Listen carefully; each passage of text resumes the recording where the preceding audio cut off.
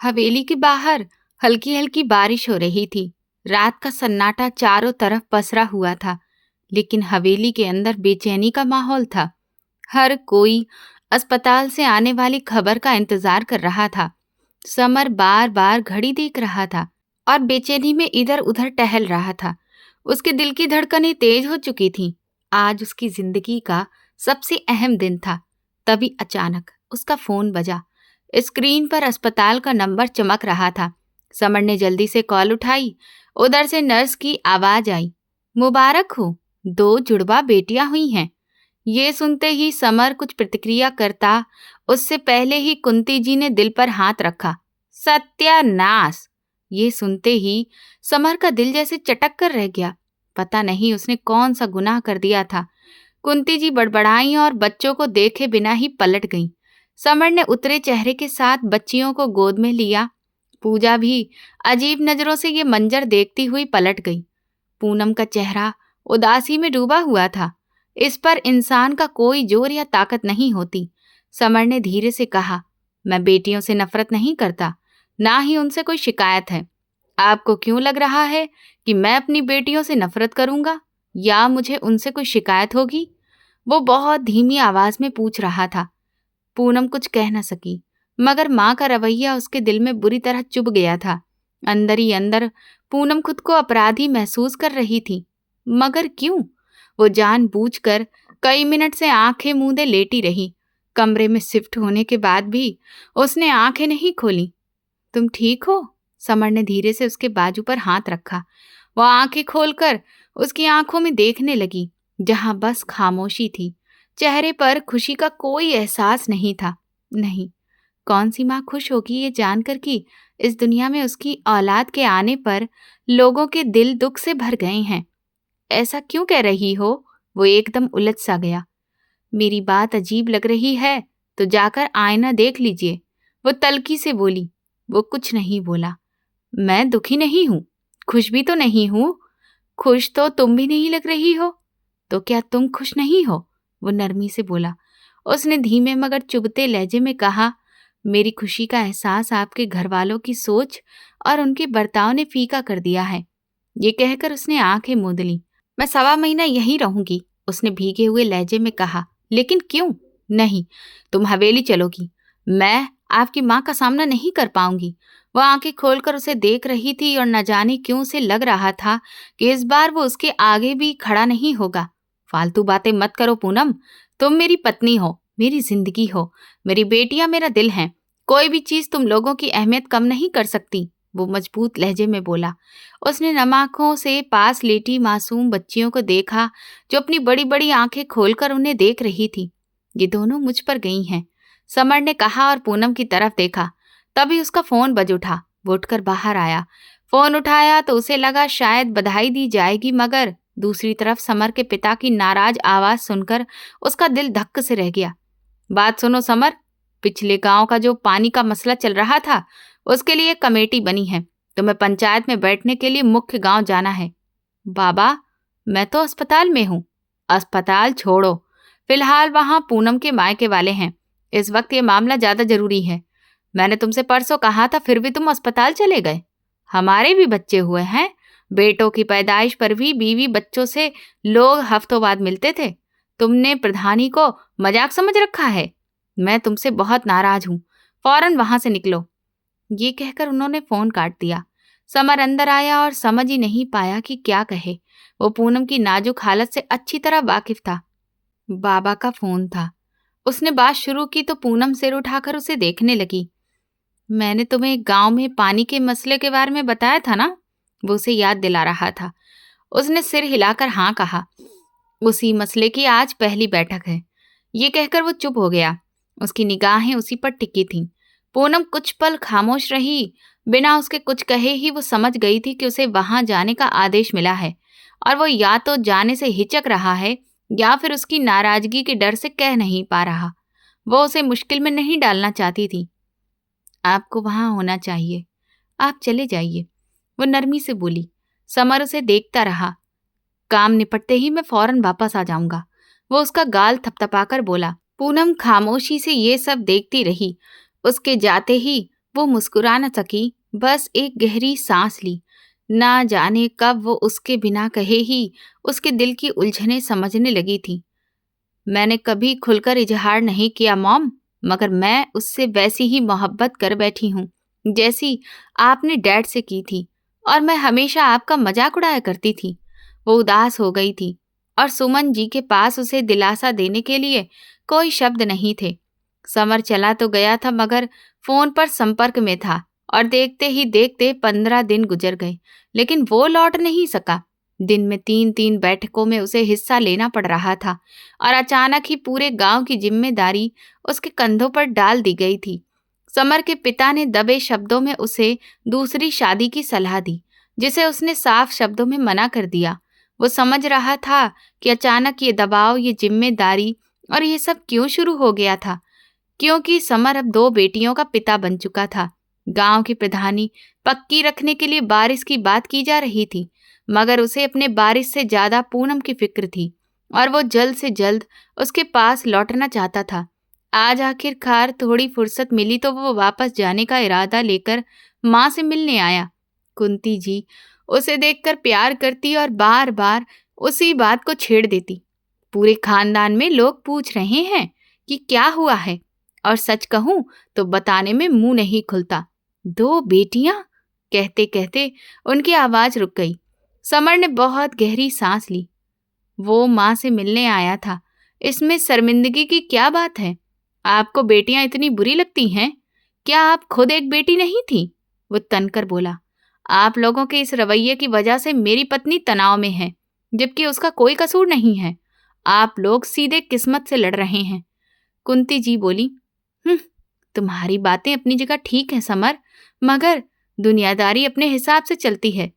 कहाँ की दुनियादारी? किसने अपनी मर्जी से बच्चे पैदा किए हैं? वो चिढ़कर अपनी जगह से उठा। क्या पापा ने आपसे बात की? क्या बात? दूसरी शादी के बारे में। प्लीज सोचिए भी मत। मैं पापा को साफ मना कर चुका हूँ। मेरी शादी को अभी 2 साल भी पूरे नहीं हुए हैं, और आप लोगों को दूसरी शादी सूझ रही है। 2 साल में 2 बेटियां तो हो ही गई हैं। वो बड़बड़ाई। मेरी बेटियां हैं अम्मा, मैं उन्हें पाल लूंगा। वो तल्ख लहजे में बोला। तुम प्रधान हो, वो कड़े अंदाज में बोली। तो प्रधानों की बेटियां नहीं होती? वो 2 टूक बोला। लेकिन बेटे प्रधान की शान होते हैं, और तुम्हारी मॉडर्न बीवी शायद अब और बच्चे भी ना करे। उन्होंने कहा, इससे क्या फर्क पड़ता है? बेटी हो या बेटा, दोनों बराबर हैं। बेटा बेटी तो घर की शान होते हैं, किसी का दर्जा कम नहीं है। इतना दिल तंग मत कीजिए, आगे से मैं ये बात नहीं सुनना चाहता। वो माथे पर कई शिकन लिए वहां से चला आया, मगर उसका दिल बुरी तरह आहत था। सोच में दरारें पड़ रही थीं, और दिल दिमाग की सारी उलझनें पूनम से जुड़ी थीं। वो शहर लौटने की तैयारी कर रहा था कि तभी उसके पिता ने एक और अहम मसले का हवाला देकर उसे रोक लिया। वो पूनम को पहले ही बता चुका था, और इस अचानक आई परेशानी में उसे समझ नहीं आ रहा था कि किस मुंह से फोन करके कहे कि वो आज नहीं आ पाएगा। अभी वो इन्हीं सोचों में डूबा हुआ था कि उसका फोन बजने लगा। स्क्रीन पर पूनम का नाम चमकता देख उसने गहरी सांस ली। कैसी हो? उसने पूछा। ठीक हूँ, आप कैसे हैं? वहाँ सब ठीक है? काम तय हो गए? उसने धीमे से पूछा। हाँ, मैं बस आने की तैयारी कर रहा था, मगर पापा ने बताया कि सुधाकर किसानों के एक समूह को लेकर डेरे पर धरना देने आ गया है। शायद मैं आज नहीं आ पाऊंगा, उसने बहुत नरमी से कहा। वो पूछना चाहती थी कि अचानक सारे कामों की जिम्मेदारी उसी पर क्यों डाल दी गई है, मगर वो पूछ ना सकी। ठीक है, उसने बुझी हुई आवाज में कहा, और फोन बंद कर दिया। वो बंद फोन को देखता हुआ परेशान हो गया। अगले ही पल उसने दोबारा उसका नंबर मिलाया, मगर फोन नहीं उठाया गया। उसे लगा वो शायद नाराज हो गई है, लेकिन वो क्या कर सकता था? उसे हर हाल में गांव की प्रधानी और जिम्मेदारियां भी संभालनी थीं। कहीं न कहीं उसके दिल में यह ख्याल भी जन्म लेने लगा था कि सारे मामले उसी के भरोसे क्यों छोड़ दिए गए हैं, मगर वो पीछे नहीं हट सकता था। ये सब अब उसी की जिम्मेदारी बन चुका था। उधर पूनम उदासी से सामने देख रही थी। हवेली से ना किसी का फोन आया था, और ना ही उन 15 दिनों में कोई उसकी खबर लेने आया था। उसके दिल में वहां के लोगों के लिए जो थोड़ी बहुत जगह बची थी, वो भी खत्म हो चुकी थी। लेकिन असली शिकवा उसे समर से था, जो 15 दिनों से लगातार काम में उलझा हुआ था। 15 दिन हो गए हैं। बच्चियों के लिए तुमने कोई नाम भी नहीं सोचा? नीलम ने कहा जब वो बच्चियों को नहलाकर नीलम के साथ थोड़ी देर पहले ही कमरे में लाई थी। महक और तन्वी रख दीजिए दीदी, नीलम ने उत्साह से उसकी तरफ देखते हुए कहा। हाँ ठीक है, पूनम हल्की सी मुस्कुरा दी। नीलम एकदम हैरान रह गई। क्या वाकई उसने चुने हुए नाम रख दिए थे? मैं पोस्ट बनाकर स्टेटस पर लगा देती हूँ, आपको भी भेजूंगी, नीलम ने खुशी से कहा। आप भी लगा लें। ओके, वो नरमी से बोली और नीलम के भेजते ही उसने भी स्टेटस लगा दिया। नीलम ने 2 केक मंगवाए थे, दोनों पर बच्चियों के नाम लिखवाए और उन्हें साथ लिटाकर ढेर सारी तस्वीरें भी खींची। कुछ तस्वीरें पूनम ने भी लगा दी। थोड़ी देर बाद समर का मैसेज आया। नाम रख लीजिए और मुझे बताया भी नहीं, उसने जवाब टाइप किया। आप बाप हैं, आपको फिक्र होती नामों की तो 15 दिन बाद ये मैसेज नहीं करते। मगर फिर मिटा दिया। एक गहरी सांस लेकर मोबाइल एक तरफ रख दिया। दिल नहीं चाहा कि कुछ कहे। न जाने कब उसने बातें दिल में रखना सीख लिया था। थोड़ी देर बाद उसकी कॉल आने लगी। ना चाहते हुए भी उसने कॉल उठा ली। मैसेज का जवाब क्यों नहीं देती आजकल? टाइम नहीं मिलता, उसने धीरे से कहा। मेरे लिए तुम्हें वक्त नहीं मिलता पूनम?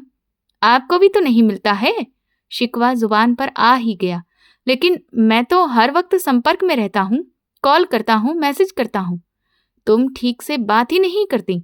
मैं ऐसे रिश्तों को दिल से महसूस नहीं कर पाती समर।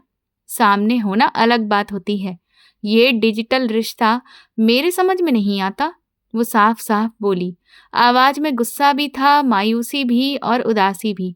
आई एम सॉरी, मैं कामों में इतना उलझ गया कि लौटने का वक्त ही नहीं मिला, और अब फुर्सत मिली है तो बिना आराम किए सीधे दिल्ली निकल रहा हूँ। ये सुनते ही पूनम की उदासी और कड़वाहट कुछ कम हुई, मगर उसने कुछ नहीं कहा। ख्याल से आना, उसने धीमे से कहा। बात सुनो मैडम, वो हल्के मजाक में बोला।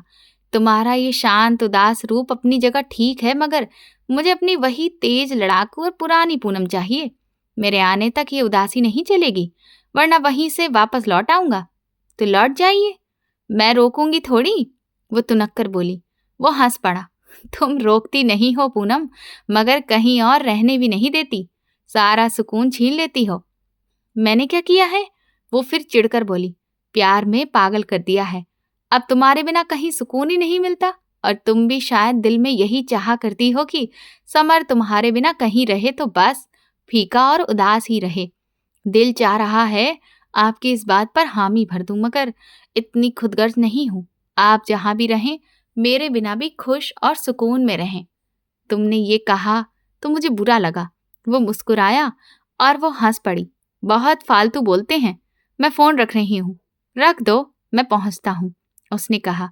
कॉल कटते ही वो बेखुदी में मुस्कुराती चली गई। वो आ गया था और पूनम के सारे रंग निखर गए थे। उसे देखते ही वो सारे शिकवे भूल गई। उसकी मुस्कुराहट, प्यार भरी नजरें और फिक्र ने पूनम को फिर से पिघला दिया था। वो उसके सामने खुद को संभाल नहीं पा रही थी। ऐसे ही मुस्कुराते रहा करो, उसने कहा। मुस्कुराने की वजह देते रहोगे तो मुस्कुराते भी लिया करूंगी। वो बोली तो उसके लहजे में शरारत के साथ चाहत भी थी। वो उसे देखता रह गया। उसकी आंखों में सिर्फ अपनापन था या वो उसे चुनौती दे रही थी, वो समझ नहीं पाया। मैंने तुम पर अपना सब कुछ लुटा दिया है पूनम, उसने कहा। वो हल्के से मुस्कुराई। सब कुछ नहीं प्रधान साहब, उसका दिल चीख उठा था, मगर वो चुप रही। तुम्हारी आंखों में देखता हूं तो लगता है कि तुम्हें मुझ पर भरोसा नहीं है, वो उसका हाथ थामे बोला। मेरी आंखों में भरोसा क्यों ढूंढते हैं? वो हंस पड़ी। ये कैसी बात हुई? वो तुनक गया तो वो खिलखिलाकर हंस दी। वो थोड़ी देर तक उसे देखता रहा, फिर वो हंसी रोक कर चुप हो गई और उसे देखने लगी। उसकी आंखें नम थीं या हंसने की वजह से नम हो गई थी, वो खुद भी नहीं समझ पाई। क्या तुम किसी डर में जी रही हो पूनम? उसने पूछा। किस डर की बात कर रहे हैं? वो गंभीर होकर बोली। डर तो बहुत थे, मगर वो किसकी बात कर रहा था? तुम्हें क्या बात डराती है? मुझे कोई बात नहीं डराती समर, मैं क्यों डरूं? वो खुद को मजबूत दिखाते हुए बोली तो वो हंस दिया। कमजोर होकर भी मजबूत दिखना उसकी आदत थी। वो बस उसे देखती रही। तभी समर ने पास आकर उसे अपने गले से लगा लिया। एक गहरा सुकून उसकी रग रग में उतर गया। पूनम का दिल भर आया। क्या वो उसे खोने से डरने लगी थी? अच्छी बात है, वो बोला। कभी डरना मत, मेरे रहते तुम्हें डरने की कोई जरूरत नहीं। उसने हाँ में सिर हिला दिया। 2 दिन बाद समर ने जब उससे वापस चलने को कहा तो वो थोड़ी हिचकिचा गई। समर उसकी हालत समझ रहा था। अब वापस चलना चाहिए। मैं तुम्हारे और बच्चियों के बिना चैन से नहीं रह सकता और वहां होना भी जरूरी है। अब वो तुम्हारा घर है, तुम मेरी पत्नी हो, प्रधान समर की पत्नी। ये बात वो दिल ही दिल में दोहराने लगी। एहसास खूबसूरत था मगर अपने साथ बहुत कुछ भी लेकर आता था। ठीक है, लेकिन मेरी एक शर्त है। हाँ बोलो, क्या शर्त है मैडम? वो हंस पड़ा।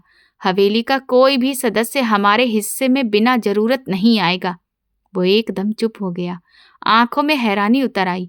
मुझे पता है आपको मेरी शर्त अजीब लग रही होगी, लेकिन मैं अपनी बेटियों को ताने और तंज सुनाने के लिए नहीं छोड़ सकती। उसका लहजा अब नरम लेकिन पक्का था। मैं सबको कह दूंगा कि बिना जरूरत हमारे हिस्से में कोई ना आए। वो उसकी आंखों में देखते हुए बोला। वो उसे देखती रही जैसे परख रही हो कि क्या वो सच में ऐसा करेगा। तुम चलने की तैयारी करो, कहकर वो उसका सिर थपथपाता बाहर निकल गया। वो कुछ पल खाली नजरों से सामने देखती रही, फिर खुद को समझाया कि समर उसके साथ है, उससे प्यार करता है और वही उसकी ढाल है। उधर समर ने कुंती जी से साफ कहा, आप मेरी बात का बुरा मत मानिएगा। पूनम अभी बच्चों के जन्म के बाद के मुश्किल दौर से गुजर रही है, पूरी तरह ठीक नहीं हुई है। मैं नहीं चाहता कि हवेली का कोई भी व्यक्ति जाकर उसे कोई ऐसी बात कहे जिससे उसका मानसिक तनाव बढ़े। आप सबको कह दीजिए कि बिना जरूरत कोई उस तरफ ना जाए, और अगर कोई जाए भी तो पूनम से कोई बेकार बात ना करे, नहीं तो मैं हमारे हिस्से का रास्ता पीछे की तरफ करवा दूंगा। ये कहकर वो चला गया। कुंती जी सन्न होकर बैठी रह गई। ये पूनम कोई कम नहीं, झांसी की रानी बन गई है। वो मेज पर हाथ पटक कर बोली। मैं कैसे सबसे कहूं कि उसके घर न जाए? वैसे भी कौन सा सब लोग उसकी पलटन को देखने को बेताब बैठे हैं। बड़बड़ाते हुए वो उठी। पूजा, जाकर सबको कह दो कि समर के हिस्से में कोई न जाए। मैं कैसे कहूं अम्मा? पूजा घबराकर पीछे हटी। और एक तरह से भैया ठीक ही तो कह रहे हैं। आप लोगों ने तो ऐसा माहौल बना दिया है जैसे भाभी ने बेटियां नहीं कोई अजूबा पैदा कर दिया हो। ऐसे में भैया का मना करना गलत नहीं है। तुम आजकल बहुत बोलने लगी हो पूजा। कुंती जी उस पर चीख पड़ी। अच्छा है बोल रही हूं, पूजा बोली। पता नहीं कैसे भूल गई कि मैं भी बेटी हूं। अच्छा हुआ मैं एक ही हूं, वरना आपका और हमारा क्या हाल होता। ये कहकर वो कमरे से निकल गई और जाते जाते फैमिली ग्रुप में भाई का संदेश भी डाल दिया। अगले 2 मिनट में ही ग्रुप में वॉइस मैसेज की भरमार हो गई। पूजा जानती थी कि पूरी हवेली की औरतें पूनम की ही चर्चा में लगी होंगी। पूजा को अपनी भाभी पर तरस आने लगा था, जिसे वो खुद भी बहुत पसंद नहीं करती थी, मगर इतना जरूर जानती थी कि वो बुरी नहीं है। वो बोल्ड है, अपने लिए फैसले लेने वाली है, अपने हक में बोलने वाली है, और हमारे समाज में ऐसी लड़कियों को अक्सर गलत ही समझा जाता है। वक्त तेजी से गुजर रहा था। महक और तन्वी 1 साल की हो गई थी। समर का ज्यादातर वक्त डेरे पर गांव के मामलों को संभालने में बीतता, और जो वक्त बचता वो पूनम के साथ अपने हिस्से में गुजारता। उनके बीच की मोहब्बत अब किसी उफनते दरिया जैसी नहीं रही थी, बल्कि ठहरे हुए पानी की तरह सुकून देने वाली हो गई थी। वे दोनों एक दूसरे का सहारा और आराम बन चुके थे। उनके बीच भरोसे, प्यार और इज्जत का रिश्ता दिन ब दिन और मजबूत होता जा रहा था। बच्चियों की देखभाल के लिए 2 नौकरानियां थीं, और घर का काम संभालने के लिए भी नौकरानी मौजूद थी, जिससे जिंदगी बाहर से काफी आसान लगने लगी थी। मगर ये सब सिर्फ ऊपर ऊपर था। अंदर ही अंदर समर रोज दूसरी शादी और बारिश की बातें सुनता और अनसुना करता रहता था। उसने कभी पूनम को इसका एहसास नहीं होने दिया कि ये दबाव उसे कितना परेशान कर रहा है, क्योंकि जैसे ही वो अपने हिस्से में कदम रखता सारे मसले भूल जाता था। पूनम के साथ उसे ऐसा सुकून मिलता कि दिन भर की थकान उतर जाती थी। वो उसके मन की बातें सुनती, उसे समझती और बड़े समझदारी भरे सुझाव देती थी। पूनम की जिंदगी में एक और मुश्किल दौर तब आया जब उसे अचानक अगली प्रेगनेंसी का एहसास हुआ। वो खुश थी या नहीं, ये वो खुद भी नहीं तय कर पाई, मगर डरी हुई जरूर और बहुत ज्यादा डरी हुई थी। उसके डर और तनाव के ठीक उलट समर की आंखों में उम्मीद भरी खुशी थी। अगर इस बार भी बेटी हुई तो? उसने डरते हुए पूछा। समर उसे कुछ पल देखता रहा, फिर हल्के से मुस्कुरा दिया। जो किस्मत देगी बेहतर ही होगा। वो उसे ऐसे देखने लगी जैसे और कुछ सुनना चाहती हो। आपके घर वाले आप पर दूसरी शादी का दबाव डाल रहे हैं, फिर उन्हें एक और वजह मिल जाएगी, उसने धीरे से कहा। मेरा ऐसा कोई इरादा नहीं है पूनम, तुम खुद को परेशान मत करो, उसने उसे भरोसा दिलाया। और अगर उन्होंने आपसे प्रधानी छीन ली तो? आज उसने अपना सबसे बड़ा डर जुबान पर ला दिया। समर उसे खामोशी से देखता रहा। प्रधानी आपके लिए बहुत जरूरी है। आपके कुछ मकसद हैं। आपको पास के गांव के प्रधान से गुलाम मजदूरों को आजाद करवाना है, जिसके लिए आपका चुनाव जीतना जरूरी है। और चुनाव में खड़े होने के लिए आपको प्रधान का रुतबा बना रहना भी जरूरी है। पूनम ने भारी मन से कहा। आपको सारे गांव के प्रधानों को एक तरफ करके एक कमेटी बनानी है, ताकि डैम पर काम शुरू हो सके। उसके लिए आपका चुनाव जीतना जरूरी है, और चुनाव में खड़े होने के लिए आपके पास प्रधानी भी होना चाहिए। लेकिन अगर आपका बेटा नहीं हुआ तो 5 साल बाद प्रधानी हाथ से निकल जाएगी, पूनम ने डर और मजबूरी में कहा। पूनम, मेरी जान, ये सब छोड़ो, ये सब मैं संभाल लूंगा। प्लीज ऐसा मत सोचो। समर ने उसके गालों पर हाथ रखते हुए बहुत प्यार से कहा, और वो उसे चुपचाप देखती रही। मैं आपको जज भी नहीं कर पाऊंगी, और मेरा दिल बहुत मजबूत होकर भी बहुत छोटा सा है समर। अगर इस बार भी बेटी हुई तो आपको यकीनन दूसरी शादी करनी पड़ेगी, क्योंकि मैं जानती हूँ आप प्रधानी नहीं छोड़ेंगे। समर उसे देखते ही रह गया। मैं तुम्हें भी नहीं छोड़ रहा पूनम। क्या तुम्हें लगता है कि मैं तुम्हें छोड़ सकता हूँ? खुद को बांट तो सकते हैं ना। वो रो पड़ी। समर ने बिना कुछ कहे उसे गले से लगा लिया, मगर वो मचलकर उसकी बाहों से बाहर निकल आई। आप मुझे नहीं छोड़ेंगे, मुझे पता है, लेकिन आपकी जिंदगी में कोई और आई तो आप यहाँ नहीं रहेंगे। उसने अपने दिल की तरफ इशारा किया, क्योंकि बचपन से मेरी आदत है, जो चीज मुझे बांटनी पड़ती है मैं उसे छोड़ देती हूँ, वो मेरे दिल से उतर जाती है। समर के चेहरे के भाव अजीब हो गए, जैसे किसी ने उसका दिल मुट्ठी में कस लिया हो। मैं सिर्फ तुमसे प्यार करता हूँ, और आखिरी सांस तक किसी और से प्यार नहीं कर पाऊंगा। शादी, बारिश, दूसरी पत्नी, तुम ये सब क्यों सोच रही हो? वो थोड़ा झल्ला कर बोला। तुम्हारी हालत ऐसी नहीं है कि तुम इस तरह की बातें सोचकर खुद को परेशान करो। वो उसे समझाता रहा, दिलासा देता रहा, अच्छी उम्मीदें रखने को कहता रहा, मगर अंदर ही अंदर वो खुद आने वाले वक्त की शक्तियों से डरा था। ये प्रेगनेंसी और उसका पूरा दौर पूनम के लिए जिंदगी का सबसे मुश्किल समय बन गया। समर पूरी कोशिश करता कि वो बिना तनाव के रहे, मगर वो जानता था कि पूनम का बिना तनाव के रह पाना आसान नहीं है। उसकी सारी मोहब्बत, सारी तसल्ली और सारे भरोसे बेअसर हो रहे थे। वो शारीरिक रूप से कमजोर हो चुकी थी। खाने पीने के नाम पर वो कुछ भी नहीं ले पाती थी। 7वें महीने से उसे पूरी तरह बेड रेस्ट पर रखा गया था। समर का ज्यादातर वक्त उसके पास ही गुजरता था। आखिरकार वो दिन भी आ गया जब किस्मत को पूनम की सबसे बड़ी परीक्षा लेनी थी। वो जिंदगी और मौत के बीच पहुंच चुकी थी। तीसरी बेटी का जन्म हो चुका था, मगर पूनम की हालत बेहद नाजुक थी। खून किसी भी तरह रुक नहीं रहा था। हमें बच्चेदानी निकालनी होगी। क्या मतलब? सुमन जी तड़प कर आगे आईं। अभी तो वो सिर्फ 27 साल की ही है डॉक्टर। माफ कीजिए मैडम, लेकिन इनकी जान बचाने का यही एकमात्र रास्ता है। निकाल दे बच्चादानी डॉक्टर, उसकी जिंदगी को कोई नुकसान नहीं होना चाहिए। समर ने बिना पढ़े पर्चे पर दस्तखत करने चाहे। वो फिर कभी माँ नहीं बन पाएगी। मुझे मेरी बीवी चाहिए, ये बात वो खुद से दोहराता रहा, और कागजों पर दस्तखत करके लौटते ही बेंच पर जाकर ढह गया। हवेली में सबको खबर थी कि पूनम जिंदगी और मौत के बीच लड़ रही है। कुंती जी वहीं मौजूद थी। बेटे की मानसिक हालत को समझते हुए वो उसके पास बैठी, उसे ढांढस बंधा रही थी। उससे कुछ नहीं होगा बेटा, तुम हिम्मत मत हारो। उसकी लाल आंखें और थका हुआ चेहरा उनसे देखा नहीं जा रहा था। उसे कुछ नहीं होगा।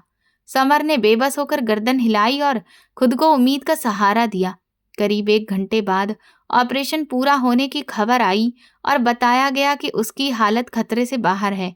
उसे खून की 2 और बोतलें लगाई गई थीं, और कुल मिलाकर 6 से 7 बोतलें लग चुकी थीं। उसकी जान बच गई थी, और समर को जैसे नई जिंदगी मिल गई थी।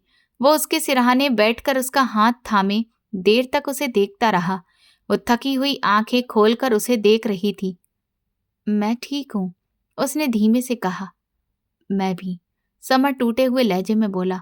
वो उसे ये नहीं बता पाया कि बीते कुछ घंटे उसके लिए किसी तूफान से कम नहीं थे। अगले ही दिन पूरे गांव को खबर हो गई थी। गांव की औरतें पूनम की किस्मत पर हैरान थीं। जवान लड़कियां जलन और ख्वाहिशों की तस्वीर बनी खड़ी थीं। गरीबी से जूझते घरों में 2 बेटियों के बाद तीसरी संतान के इंतजार में कब दूसरी शादी कर ली जाती है ताकि बेटा पैदा हो। और यहाँ प्रधान की बीवी ने 3 बेटियों को जन्म दिया, फिर भी प्रधान खुश है। किस्मत हो तो ऐसी। 4 साल में 3 बेटियां पैदा करके सारी उम्र के लिए मां ना बन पाने के बावजूद प्रधान खुश है। सिर्फ पूनम का ही नसीब था। कुंती जी अंदर ही अंदर जली बैठी थी। उसे तो यही उम्मीद थी कि पूनम बच न पाए और समर आजाद हो जाए। डॉक्टर तो कुछ बोल ही नहीं रहे थे। नर्स को उसने खुद कहते सुना था कि 2 मिनट के लिए उसकी सांसें रुक गई थी। किस्मत थी, उम्र लिखी थी। अब क्या कहा जाए, ये कहकर उसने लंबी सांस ली। वो मन ही मन समर के लिए बिरादरी भर की जवान लड़कियों की कल्पना करके एक एक को ठुकराती रही थी, मगर यहाँ तो उनकी सारी उम्मीदें ही टूट गई थी। समर अभी अभी बीवी की जान के खतरे से बाहर आया था। ऐसे में दूसरी शादी की बात करना फिलहाल ना समझी थी, लेकिन ये सोच उनके मन से गई भी नहीं थी। 3 साल बाद चुनाव थे और समर की प्रधानी को भी 5 साल पूरे होने वाले थे।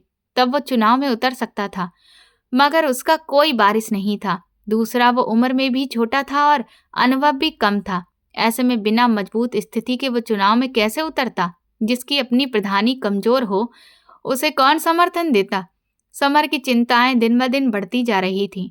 वो पूनम के पास होते हुए भी अक्सर गहरी सोच में डूबा रहता। पूनम ये सब देख रही थी। उसे महसूस हो रहा था कि वो आजकल कुछ ज्यादा ही परेशान रहने लगा है। उस पर ना सिर्फ दबाव बढ़ता जा रहा था, बल्कि वो खुद भी यकीनन कमजोर पड़ता जा रहा था। पूनम को अपने हाथ खाली होते साफ दिखाई देने लगे थे। वो रातों को डर जाती थी, लेकिन डर का इजहार किए बिना चुपचाप पड़ी रहती। पहले की तरह लिपट कर समर के कंधे पर सिर रखकर सुकून नहीं ढूंढती थी। मैंने तुम्हारे लिए लड़की देख ली है, तुम्हारी बुआ ने बताई है। तुम्हारे पिता ने मुझे पिछले हफ्ते आखिरी चेतावनी देकर रिश्ता पक्का करने को कह दिया है। मैं कुछ नहीं कर सकती। रिश्ता तय हो चुका है और रविवार को यहीं शादी होगी। ये सुनते ही वो बिखर सा गया। उसकी सांसें भारी होने लगीं। पूनम का ख्याल उसे अंदर तक हिला गया। तो फिर ठीक है, यहीं बुलाकर शादी के फेरों के बाद यहीं विदा कर देंगे। ये कहकर कुंती जी उठकर चली गईं और समर हैरान सा वहीं खड़ा रह गया। ना में सिर हिलाता हुआ वो अपने पिता के पास पहुंचा। समर के पिता पहले से ही गुस्से में आंखें तरेर कर बैठे थे। मैं अभी दूसरी शादी नहीं कर सकता। कब तक समर? तुम हमारे खानदान में अकेले ऐसे इंसान हो जो सच में प्रधान के काबिल है। तुम एक नहीं 4 गांव के मुख्य प्रधान बनोगे, और इसका मतलब तुम अच्छी तरह समझते हो। इसके साथ बहुत सी शर्तें जुड़ी होती हैं, बहुत सी जिम्मेदारियां होती हैं। मुख्य प्रधान को मिलती हैं, जिसके बाद उत्तराधिकारी हो, और उसके लिए तुम्हारा बेटा होना जरूरी है। समर, अगर ये प्रधानी छिन गई तो किसी और के पास चली जाएगी। हमारे खानदान में हवेली का कोई और इसके काबिल नहीं है। सब 20 साल से कम उम्र के हैं। इस वक्त उम्र, समझ और काबिलियत के हिसाब से सिर्फ तुम ही हो जो प्रधान बने रह सकते हो। सिर्फ अपनी बीवी की मोहब्बत में क्या हम खानदानी प्रधानी छोड़ देंगे? ये कहते हुए समर के पिता गुस्से से चिल्ला पड़े थे।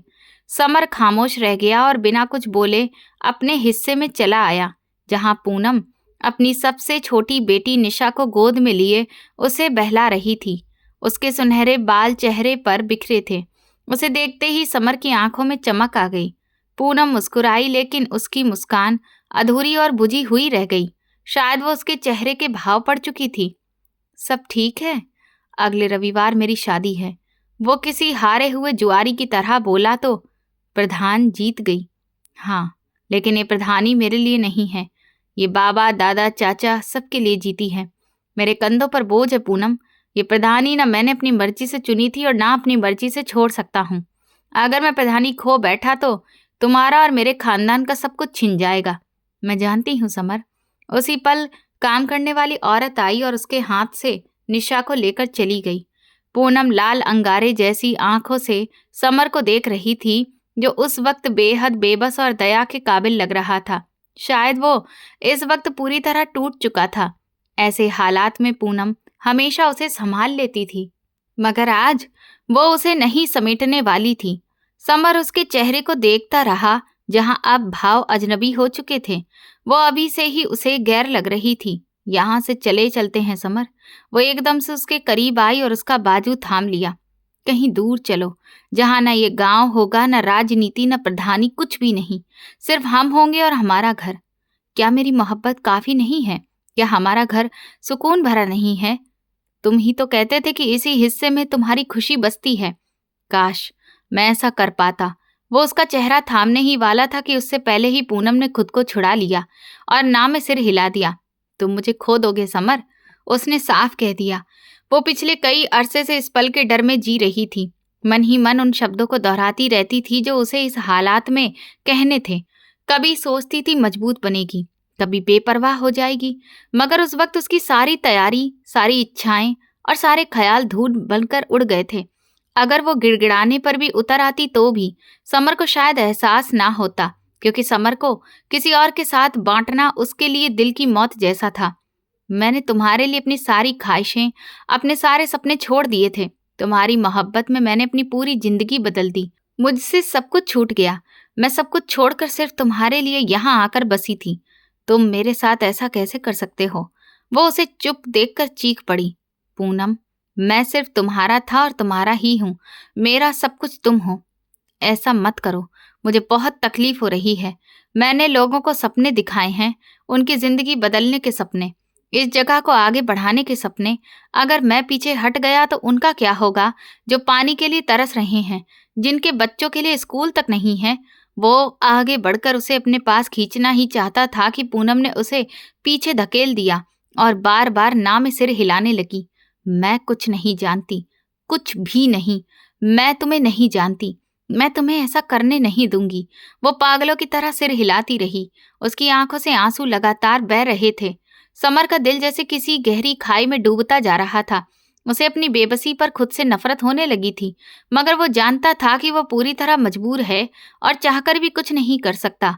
उसकी लगातार चुप्पी और पूनम का रोना चिल्लाना कुछ देर बाद एक डरावनी शांति में बदल गया। पूनम कमरे से जा चुकी थी और वो वहीं बैठा रह गया। वो लौटी नहीं। सुबह होने पर भी वो उस कमरे में नहीं आई।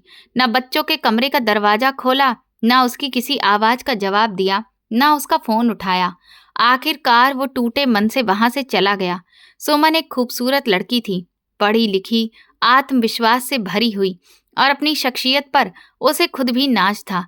वो कई बार हवेली आ चुकी थी, लेकिन उसने कभी समर की पहली पत्नी को देखा नहीं था, क्योंकि या तो वो बच्चों की पैदाइश के लिए शहर गई होती थी या फिर हवेली में ही रहकर अपने हिस्से में रहती थी। उसे खुद पर बहुत भरोसा था और वो समर की पहली पत्नी के बारे में इतनी बातें सुन चुकी थी कि उसे पूरा यकीन था कि वो समर की जिंदगी में कदम रखते ही अपनी समझदारी, अच्छाई और स्वभाव से उसका दिल जीत लेगी। उसने सुन रखा था कि समर की पहली पत्नी उसके घर वालों को जरा भी अहमियत नहीं देती थी। इसीलिए उसने मन ही मन तय कर लिया था कि वो उसके घर वालों को अपना बनाकर समर का दिल जीत लेगी। उसे पता था कि समर की 3 बेटियां हैं और ये शादी भी बारिश की वजह से हो रही है, लेकिन उसे अपनी खूबसूरती पर पूरा भरोसा था और उसे यकीन था कि वो समर को एक बेटा देकर उसे हमेशा के लिए अपना बना लेगी। पूनम ने सोचा था कि उसकी बेरुखी और नाराजगी से परेशान होकर समर परिवार के दबाव को नजरअंदाज करके उसकी बात मान लेगा, मगर 2 दिन बाद जब उसे नौकरों से पता चला कि समर की सगाई हो चुकी है, तो वो अपना सामान समेटकर बच्चियों को साथ लेकर चुपचाप पिछले रास्ते से निकल गई। वो अब उस हवेली में दोबारा नहीं आना चाहती थी और ना ही समर से कोई रिश्ता रखना चाहती थी, क्योंकि वो जानती थी कि अब चाहकर भी कुछ पहले जैसा नहीं हो सकता। लेकिन उसे ये उम्मीद नहीं थी कि कुछ ही घंटों के बाद समर उसके पीछे शहर आ जाएगा। तुम इस तरह बिना बताए अकेले कैसे चली आई? समर ने बेचैनी से पूछा। पूनम ने उसी अजनबी और ठंडे लहजे में जवाब दिया। बिल्कुल उसी तरह जैसे आप बिना बताए छुप छुपा कर सगाई कर सकते हैं। उसकी आंखों में ना गुस्सा था, ना कोई शिकायत, सिर्फ अजनबीपन था, और इसी अजनबीपन ने समर के दिल को बुरी तरह से डरा दिया था। तुम सब समझती हो पूनम, सब जानती हो। तुम्हें अच्छी तरह पता है कि मैं तुमसे कितना प्यार करता हूँ। अब कभी मेरे सामने प्यार का नाम मत लीजिएगा समर, उसने साफ शब्दों में कहा, और इस एक वाक्य ने समर की रूह तक को हिला दिया। वो अंदर से तड़प उठा था। तुम ऐसे कैसे कह सकती हो? कैसी मोहब्बत जिसमें वफादारी का कोई मतलब ही ना हो। अगर तुम्हारी जगह मैं होता तो हर हाल में वफा करता। अगर मैं तुमसे कहूं कि मुझे समाज का भला करना है, इसीलिए मैं अपनी जिंदगी में किसी और पुरुष को लाना चाहती हूं, तो क्या तुम इस बात के लिए राजी होगे? क्या तुम मुझे उस आदमी के साथ बांटने के लिए तैयार होगे? उसकी हंसी में तंज था। काश तुम मेरी जगह होती। नहीं, बिल्कुल नहीं। अगर तुम मेरी जगह होती तो ये सारी तकलीफें, ये सारे दर्द, ये सारे इम्तिहान शायद तुम सह ही नहीं पाती। इम्तिहान? कैसा इम्तिहान? अगर वाकई में तुम समाज का भला चाहते तो तुम दूसरी शादी का फैसला नहीं करते, बल्कि अपने गांव के लोगों की सोच को बदलने का प्रयास करते। अपने गांव के लोगों को समझाते कि लड़का लड़की कम या ज्यादा नहीं होते, दोनों ही अपनी जगह महत्वपूर्ण होते हैं। तुम एहसास दिलाते कि तुमने गांव वालों के लिए कितना काम किया है, और आगे भी तुम उनके लिए कितना काम करना चाहते हो। अगर सच में वो लोग अपनी तरक्की चाहते तो तुम्हारी बातों को समझते। तुम्हें तो लड़कियों के खिलाफ होने वाले भेदभाव को लेकर आवाज उठानी चाहिए थी। तुम तो एक पढ़े लिखे इंसान हो। तुम्हारी खुद की भी अब 3 बेटियां हैं। गांव में जो और लड़कियां हैं, उनके हक के लिए भी तुम्हें आवाज उठानी चाहिए थी। लेकिन तुमने तो पुराने रिवाज के सामने घुटने टेक दिए और दूसरी शादी करने निकल पड़े, क्योंकि तुम्हारे लिए भी शायद बारिश का मतलब सिर्फ लड़का ही होता है। बारिश संतान होती है, चाहे वो लड़का हो चाहे लड़की, इससे कोई फर्क नहीं पड़ता। तुम्हें तो नई नई दुल्हन मिल रही है। जाओ अपनी नई जिंदगी शुरू करो। मेरी जिंदगी तुम हो और मेरे बच्चे हैं। वो झल्लाकर बोला। मैं कब तक गांव से शहर तुम्हारे पीछे भागता रहूं? तुम मेरा इम्तिहान ले रही हो, मेरी मोहब्बत पर शक कर रही हो। मुझे अपनी जिंदगी से बाहर मत करो पूनम, वो बहुत ही बिनती भरे लहजे में बोला। पूनम पत्थर बनी उसे देखती रही। उसकी आंखें लाल थीं और समर की हालत देखने लायक थी। मैंने नहीं, आपने खुद अपने हाथों से मुझसे अलग होने का फैसला किया है, खुद को 2 हिस्सों में बांटकर। मैं कोई चीज नहीं हूं जो 2 टुकड़ों में बट जाऊं। मेरा सच तुम हो और हमारी बेटियां हैं, और हमेशा यही मेरी पहचान रहेगी। अगर इस पहचान से इतनी ही मोहब्बत है तो मत करिए दूसरी शादी। लड़ाई लड़िए समाज की गलत सोच के खिलाफ। मेरे लिए ये किसी मौत से कम नहीं है कि आपका नाम मेरे अलावा किसी और के साथ जोड़ा जाए। वो कड़वाहट से हंस पड़ी। मुझे थोड़ा वक्त दो पूनम। पूनम ने ठंडे और सधे लहजे में कहा। ठीक है, और समर को वहां से जाने को कहा। वो दिल पर पत्थर रखकर वहां से निकल आया। उसका हवेली जाने का मन नहीं था। शहर में और कोई ठिकाना भी नहीं था। उसने वो रात एक साधारण से होटल में गुजारी और फिर अगली सुबह चुपचाप हवेली लौट आया। समर पूनम से सच में मोहब्बत करता था। उसके बगैर उसे यह हवेली काट खाने को दौड़ रही थी। वो उसके बगैर अपनी जिंदगी सोच भी नहीं सकता था, और वो अच्छे से समझ चुका था कि पूनम दूसरी शादी कभी भी बर्दाश्त नहीं करेगी। और वो जानता था कि कोई भी ऐसा व्यक्ति जो किसी से सच में मोहब्बत करता है, वो अपनी मोहब्बत को किसी गैर के साथ नहीं बांट सकता। और पूनम का कहना बिल्कुल ठीक था। वो भी तो पूनम को किसी के साथ नहीं बांट सकता, तो फिर वो उससे ये उम्मीद क्यों लगा रहा है? शायद वो कमजोर पड़ गया, घर वालों के आगे, इस समाज के आगे। लेकिन समर ने अब मन में तय कर लिया था कि वो पूनम के दिखाए रास्ते पर चलेगा और गांव में फैली कुरीतियों के खिलाफ लड़ेगा। अगले ही दिन उसने चारों गांव के लोगों को इकट्ठा किया और उनके सामने अपना फैसला सुना दिया। समर ने कहा कि गांव में रिवाज है कि प्रधान वही व्यक्ति बन सकता है जिसकी संतान एक बेटा जरूर हो, लेकिन मेरी सिर्फ 3 बेटियां हैं, और आगे मेरी पत्नी की और संतान नहीं हो सकती, और ना ही मैं अब और बच्चे पैदा करना चाहता हूँ, और ना ही दूसरी शादी करना चाहता हूँ। अब आप लोगों को तय करना है कि आप मुझे अपना प्रधान चुनना चाहते हैं या नहीं। देखिए, मैं बस इतना कहना चाहूँगा कि मैंने सिर्फ गांव की तरक्की के लिए काम किया है। गांव की जितनी भी समस्याएं हैं, उनका समाधान निकालने की कोशिश की है। ये आप लोग भी बहुत अच्छे से जानते हैं कि मैं हर मजबूर और गरीब गांव वाले के साथ खड़ा रहा हूँ। और आप लोगों को भी ये बात समझनी होगी कि नाम को रोशन करने के लिए सिर्फ लड़का ही नहीं बल्कि लड़की भी महत्वपूर्ण है। कोई भी बच्चा बेहतर निकल सकता है। कोई भी आपके गांव का नाम रोशन कर सकता है, आपके घर का नाम रोशन कर सकता है। और मुझे यकीन है कि मेरी 3 बेटियां ही मेरे नाम को रोशन कर देंगी और इस गांव के नाम को भी रोशन करके दिखाएंगी। अगर आप लोग मुझे अपना प्रधान चुनेंगे तो मैं इस गांव की लड़कियों को शिक्षा के अवसर उपलब्ध कराऊंगा। गांव से कॉलेज के लिए बस चलवाऊंगा। जो गरीब लोग हैं उनके बच्चों को पढ़ाने में मदद करूंगा। समर की ये बातें जब गांव वालों ने सुनी तो अमीर तबका इस बात के लिए राजी नहीं हुआ, लेकिन जो महिलाएं थीं वो समर के सपोर्ट में आईं और जो गरीब लोग थे उन्हें समझ में आ गया कि समर ही एकमात्र वो इंसान है जो उनकी समस्याओं के समाधान के लिए लड़ सकता है। तो वो सभी लोग समर के पक्ष में खड़े हो गए। गांव में अमीर तबके के लोगों की संख्या कम थी। जब चुनाव हुआ तो कमजोर वर्ग के लोगों ने और अमीर और गरीब दोनों ही वर्ग की महिलाओं ने समर को वोट दिया और भारी मतों से समर की जीत हुई और गांव में एक नई शुरुआत हुई। एक ऐसा प्रधान बना जिसका वारिस लड़का नहीं बल्कि लड़कियां थीं। समर की मेहनत और गांव के लिए किया गया निस्वार्थ काम जीत गया। प्रधान बनते ही समर सबसे पहले शहर में अपनी पत्नी के पास पहुंचा और उसने पूनम को ये खुशखबरी सुनाई और उसके दोनों हाथों को अपने हाथों में थाम लिया। पूनम की आंखों से खुशी के आंसू बहने लगे। उसने समर को धन्यवाद कहा कि उसने उसके आगे किसी और को नहीं रखा। समर ने पूनम से कहा कि शुक्रिया, तो मुझे तुम्हारा करना चाहिए था। तुमने मुझे सही रास्ता दिखाया। तुमने मुझे समझाया कि कुरीतियों को बढ़ावा देना नहीं चाहिए बल्कि उनके खिलाफ लड़ना चाहिए। सही को सही कहना चाहिए और आज उसी की बदौलत देखो, गांव वालों ने मुझे चारों गांव का प्रधान बना दिया और मुझे गांव को और बेहतर बनाने का मौका दिया। पूनम ने समर से कहा कि तुम्हें इस मौके का पूरा फायदा उठाना होगा और गांव की सभी लड़कियों की तरक्की के लिए काम करना होगा और मजबूर लड़कों को भी पूरा सहयोग देना होगा। समर ने कहा, इसमें कोई भी दो राय नहीं है, मैं उनके लिए जरूर काम करूंगा। समर पूरे गर्व से पूनम को वापस लेकर आया और अपनी बच्चियों को भी।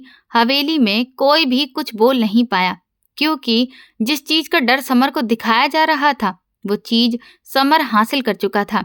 समर ने सुमन को भी समझाया कि वो अपने लिए किसी ऐसे व्यक्ति को चुने जो सिर्फ उसका हो, ना कि रुपए पैसे के लालच में किसी को भी जीवन साथी चुन ले, क्योंकि जीवन बिताने के लिए एक अच्छे साथी का होना जरूरी होता है। समर ने अपने गांव में 2 बसें चलाईं, एक लड़कों के लिए और एक लड़कियों के लिए, जो उन्हें कॉलेज लाने ले जाने का काम करती थी। इस गांव के जो स्कूल थे उनमें भी उसने अच्छी सुविधाएं करवाईं और ये सुनिश्चित किया कि गांव का हर बच्चा, चाहे वो लड़का हो चाहे वो लड़की हो, स्कूल जाए और पढ़ाई करे। गांव के पानी की समस्याओं का भी समर ने समाधान निकाला। चारों गांव के लोग समर के काम से बहुत खुश थे और गर्व से कहते थे कि पहली बार कोई ऐसा प्रधान बना है जिसने सिर्फ गांव की तरक्की को ही महत्व नहीं दिया बल्कि गांव को सही दिशा भी दिखाई। समर ने अपनी बेटियों को खूब पढ़ाया लिखाया और आज 25 साल बाद भी समर ही गांव का प्रधान है और समर के गांव की सभी लड़कियां शिक्षित हैं और गरीबी बहुत कम हो चुकी है। समर की बेटियां पढ़ लिखकर इंजीनियर, डॉक्टर और ऑफिसर बन गई हैं। हवेली अब समर की बेटियों के नाम से ही पहचानी जाती है। आसपास के 10 गांव में समर के गांव सबसे ज्यादा संपन्न और शिक्षित हैं। पूनम ने साबित किया कि एक अच्छा और समझदार जीवन साथी सही दिशा को दिखा सकता है और समर ने ये साबित किया कि मोहब्बत निभाने के लिए होती है और जीवन साथी की दी हुई अच्छी राय पर ध्यान देना चाहिए। समर ने अपने गांव के 2 योग्य कैंडिडेट, एक लड़का और एक लड़की, प्रधान बनने के अगले कैंडिडेट के लिए तैयार किए। उन्हें वो अच्छे से ट्रेंड करके गांव के सभी काम सिखा रहा था। उसके बाद जिसका काम गांव वालों को पसंद आएगा वो उसे अपना नया प्रधान चुन लेंगे, क्योंकि हमारा नेता एक योग्य व्यक्ति होना चाहिए, ना कि परिवारवाद के आधार पर। दोस्तों, ये कहानी हमें सिखाती है कि बेटा और बेटी में कोई फर्क नहीं होता। असली फर्क इंसान की सोच में होता है। अगर सोच अच्छी हो तो बेटियां भी घर, समाज और देश का नाम रोशन कर सकती हैं। साथ ही ये भी सीख मिलती है कि सच्चा जीवन साथी वही होता है जो मुश्किल समय में सही रास्ता दिखाए और गलत परंपराओं के खिलाफ खड़े होने की हिम्मत दे। समर ने समाज की पुरानी सोच को बदलने का साहस दिखाया और पूनम ने उसे सही दिशा दिखाई। इसीलिए हमें भी हमेशा भेदभाव से ऊपर उठकर सही का साथ देना चाहिए और समाज को बेहतर बनाने की कोशिश करनी चाहिए। तो दोस्तों, अगर आपको ये कहानी पसंद आई है और आप किस शहर से हमारी ये कहानी सुन रहे हैं, हमें कमेंट करके ज़रूर बताएं। वीडियो को लाइक करें, हाइप दें और ज़्यादा से ज़्यादा शेयर करें। चैनल पर नए हैं तो सब्सक्राइब करें और नोटिफिकेशन बेल दबाएं ताकि अगली अपडेट सबसे पहले आपको मिले। दोस्तों, ये कहानी सामाजिक शिक्षा और प्रेरणा के उद्देश्य से प्रस्तुत की गई है। इस कहानी के सभी पात्र, स्थान और घटनाएं काल्पनिक हैं। यदि किसी व्यक्ति, समाज या घटना से इसका कोई भी साम्यता दिखाई दे तो फिर ये मात्र संयोग ही होगा। इस कहानी का उद्देश्य किसी की भावनाओं को ठेस पहुंचाना नहीं है, बल्कि समाज में सकारात्मक सोच और समानता का संदेश देना है। धन्यवाद।